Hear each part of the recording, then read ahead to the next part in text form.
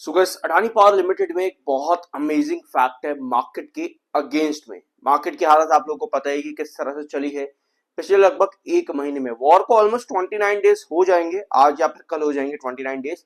अब इस पूरी सिचुएशन पे आपको मालूम है मार्केट किस तरह से 80,000 पॉइंट से लेकर के 72,000 पॉइंट्स तक ड्रॉप करके 72,600 के आसपास, ऑल्दो वापस से रिकवरी बनी है पिछले कुछ सेशंस में, लेकिन स्टिल एक बड़ा फॉल मार्केट के अंदर बना हुआ है। अडानी पावर उसके अगेंस्ट में कैसे काम कर रहा है और यहाँ पर अच्छी चीजें क्या क्या है अडानी पावर में।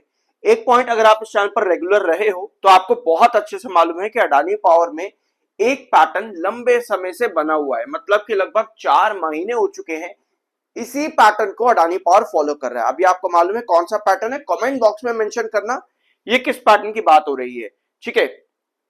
लेकिन भाई अगर हम इस पैटर्न के अगेंस्ट में मार्केट को देखेंगे ना, तो मार्केट कितने पे है इस समय 71,947, यानी कि अभी जो मैंने 72,800 बोला ना मार्केट का क्रूशियल बेस, भैया मार्केट ने, सेंसेक्स ने उसको भी तोड़ दिया है पिछले सेशन के अंदर। और तोड़ते हुए पिछले एक महीने में मार्केट 8,200 पॉइंट यानी कि 10% की गिरावट है।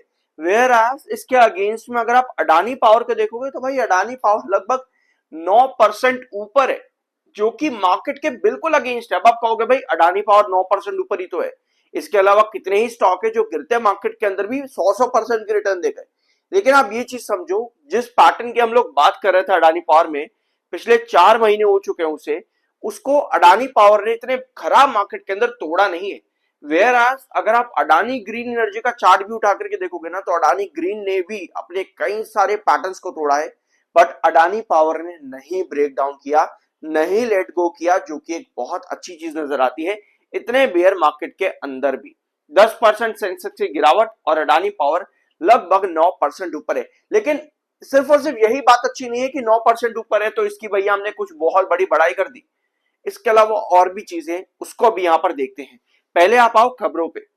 सो अडानी पावर और साथ में कुछ आपकी कंपनीज हैं, जैसे कि Adani power, Cochin shipyard, Hyundai Motors और 5 अदर कंपनीज को फ्यूचर एंड ऑप्शंस में ऐड कर दिया गया। फ्यूचर एंड ऑप्शन सेगमेंट में ऐड कर दिया जाएगा वेडनेसडे से। ये आज ही के दिन की खबर है। वेडनेसडे से अब अडानी पावर भी F&O में आने वाला है, जो कि एक अच्छी खबर है या फिर एक बुरी खबर है, ये इन्वेस्टर्स के ऊपर डिपेंड करता है।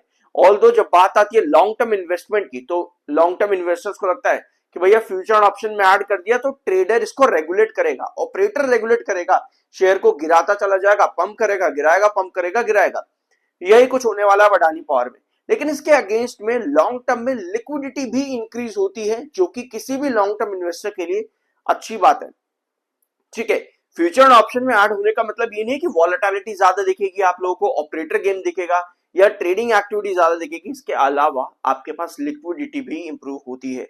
इस चीज को मैंने रिसेंटली ही पिछले कुछ हफ्तों में बहुत डिटेल में डिस्कस किया था मेरे चैनल पर ही किसी वीडियो के अंदर। अगर आप लोग रेगुलर हो तो आप लोगों ने सुना होगा, लेकिन अगर पहली बार आए हो ना, तो मैं आपको एक चीज बता दूं कि इस चैनल पर ना सिर्फ आपको शेयर का प्राइस क्या चल रहा है या चार्ट पर क्या पॉसिबिलिटी है वगैरह वगैरह इतना नहीं दिखता है, बल्कि आपको इससे कई सारी चीजें, इसके अलावा फंडामेंटल एनालिसिस कैसे करते हैं, चार्ट्स को कैसे रीड करते हैं, फाइनेंशियल्स कैसे रीड करते हैं, सब कुछ आपको इस चैनल पर मिलता है। तो अगर आप सिर्फ सोचते हो कि यहाँ पर भाई इक्विटी के बारे में बता दिया, शेयर क्या कर रहा है उतना खत्म, तो ऐसा नहीं है। कंपनी का प्राइस टू बुक रेशियो इतने वॉलेटिलिटी के अंदर भी एक रेंज में काम कर रहा है, बल्कि उसके बावजूद एक रेंज को तोड़ भी चुका है। लगभग 6 पॉइंट की तरफ आपका प्राइस टू बुक रेशियो जा रहा था नवंबर 2025 में, लेकिन वहां से गिरता गिरता 4 की रेंज में आया है, जो कि एक अच्छी बात है, एक पॉजिटिव चीज है, एक अच्छा स्टेप है किसी भी कंपनी में। यानी कि ईपीएस बढ़ने के चांसेस हो जाते हैं। प्राइस टू बुक रेशियो और पी रेशियो का कम होना कंपनी के ईपीएस को मदद करता है और लॉन्ग टर्म इन्वेस्टर को भी मदद करता है, मतलब कंपनी की फंडामेंटल हेल्थ को सुधारता है। कंपनी ने क्लोजर ऑफ ट्रेडिंग विंडो की अपडेट दे दी है, अभी दी है 36 घंटे पहले ही। तो सब्सक्राइब कर देना, 36 घंटे कुछ भी नहीं होते, यानी कि 36 घंटे में 36 सेकंड, सॉरी 36 सेकंड में ही आपको ये वीडियो मिल रहा है चैनल पर। अब क्योंकि बात हो रही है क्लोजर विंडो, मतलब कि Q4 के रिजल्ट्स यानी कि मार्च के रिजल्ट्स की, तो भैया दिसंबर का रिजल्ट ना कंपनी का बहुत बुरा गया था। लगभग 9% का नेगेटिव ग्रोथ कंपनी ने रेवेन्यू में दिया एनुअल बेसिस पर, यानी कि पिछले साल के कंपैरिजन में कंपनी का रेवेन्यू लगभग 9% गिरा। अब भैया कंपनी को क्या चाहिए यहाँ पर, कंपनी का मार्च का क्वार्टर जब आएगा ना, कंपनी को रेवेन्यू चाहिए 14,237 करोड़ का। अगर कंपनी 13,000 करोड़ के ऊपर और 14,000 करोड़ के बीच का रेवेन्यू भी देने में कामयाब होती है ना, तो भी बहुत हाई चांस है कि कंपनी इस नेगेटिव ग्रोथ के ऊपर कुछ ना कुछ ग्रोथ दे दे, जो कि रिक्वायर्ड है। मतलब कि एनुअल बेसिस पर कंपनी को पॉजिटिव ग्रोथ चाहिए। अगर कंपनी 1% ग्रोथ भी दे देगी, यानी 14,236 जो 240 करोड़ का भी 14,240 करोड़ का भी अगर कंपनी रेवेन्यू दे देना, तो भी कंपनी एक पॉजिटिव ग्रोथ में आ जाएगी। ठीक है, तो भैया उतना ही कंपनी को चाहिए, बस 1% भी मिल जाए तो वो -8 से तो काफी बड़ा होगा। तो अगर इतना भी कंपनी लेकर के आ जाती है, स्टिल कंपनी का ईपीएस बढ़ जाएगा और कंपनी के प्राइस टू बुक रेशियो में आपको कमी देखने को मिलेगी, जो कि फंडामेंटली अच्छी बात है। तो ये कुछ पॉजिटिव्स अभी हमने अडानी पावर से रिलेटेड देखे। बाकी यार देखो, मार्केट अपनी वोलेटिलिटी दिखाएगा और अभी तक मार्केट ने शो करी भी है। 77 थोड़ा सा बेरिश एमएफआई है, 54.6 का आपका आरएसआई है। टारगेट रहेगा 1 लाख सब्सक्राइबर्स का, बट ये तभी हो सकता है जब आप लोग मदद करोगे सब्सक्राइब करके, अदरवाइज ये पॉसिबल शायद नहीं है। ठीक है, सो अच्छी चीजें और मैं आपको यहां पर बताता हूं। देखो, मैं मतलब कि अच्छा ही नहीं कर रहा कि अडानी पावर देखो क्या कर गया क्या नहीं कर गया, मैं आपको चीजें बता रहा हूं कि किस तरीके से आप काम करते हो मार्केट में। जैसे अभी आप यहां पर देखोगे 154, ये आपको मालूम है अडानी पावर का ना ये एक रिजेक्शन है। ठीक है, और 145, 145 और 138, ये दो इंपॉर्टेंट पॉइंट्स है। 138 का आपका बेस है और 145 का आपका मिड बेस है।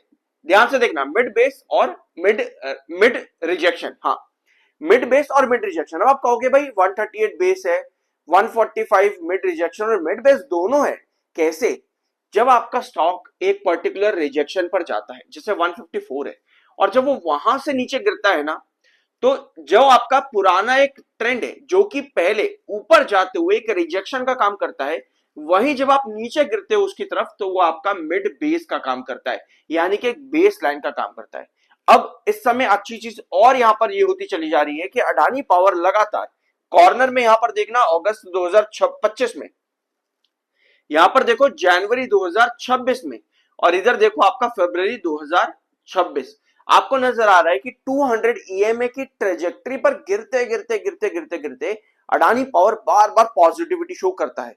अब अडानी पावर का 138, जो कि हमारा बहुत लंबे टाइम से, लगभग लगभग नवंबर 2025, बल्कि शायद उसके पहले भी, अगर आप देखोगे यहां पे नवंबर 2025 से लगभग लगभग हम डिस्कस कर रहे हैं कि 154 से लेकर के 138 ये आपकी रेंज है, और तब से लेकर के अभी तक यही रेंज देखने को मिली।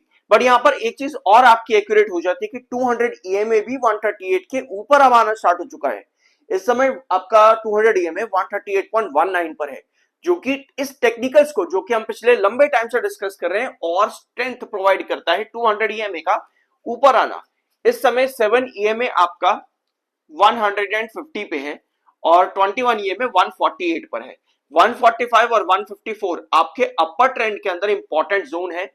और अच्छी चीज यहां पर एक और ये है कि 154 जो आपका रिजेक्शन है, ये वाला ट्रेंड जो आप यहां पर देख रहे हो, एक बार भी, मतलब कि यहां पे नवंबर 2025 में भी और फरवरी 2026 में भी 154 पर स्टॉक ने एक बार भी स्टेबिलिटी नहीं दिखाई है, जिसको कि हम कहते हैं हैंगिंग बेस। लेकिन मार्च 2026 में पहली बार है कि 154 पर स्टॉक ने एक हैंगिंग बेस बना करके रखा है। ऑल दो क्लोजिंग 154 के नीचे ही आ रही है, बट डे ट्रेंड में 154 का टच हो रहा है, दैट मींस कि ये एक हैंगिंग बेस है। और इस पूरे आपके चार्ट पैटर्न का नाम आपको शायद कमेंट बॉक्स में मेरे किसी पुराने व्यूअर से मिल गया होगा, तो उस पर एक लाइक जरूर करना, क्योंकि वो रेगुलर व्यूअर है। ठीक है, तो अभी भी 154 के ऊपर आपका अडानी पावर बना हुआ है, ऑल्दो पिछले कुछ सेशन में लगातार सेलिंग भी आई है। 7 ईएमए के नीचे, 7 ईएमए 21 ईएमए के ऊपर है, जो कि एक और अच्छी बात है।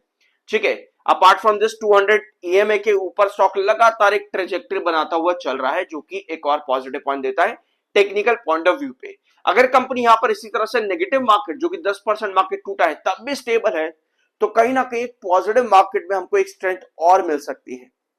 बट स्टिल इस समय क्वार्टर 4 पर अब कंपनी की नजर रहेगी कि क्या कंपनी प्रोवाइड कर सकती है अपने रिजल्ट्स में। अगर आप लोगों की कोई पर्सनल क्वेरी और मेरे साथ लाइव सेशन ज्वाइन करना चाहते हो, तो डिटेल्स आपको मेरे डिस्क्रिप्शन बॉक्स में टेलीग्राम की मिल जाएंगी, यहां पर आप मुझे मेरे व्हाट्सएप पर डीएम कर सकते हो। ठीक है, ये पेड होता है तो तभी मैसेज करना जब आप ये पेड ज्वाइन करना चाहते हो, अदरवाइज मत करना।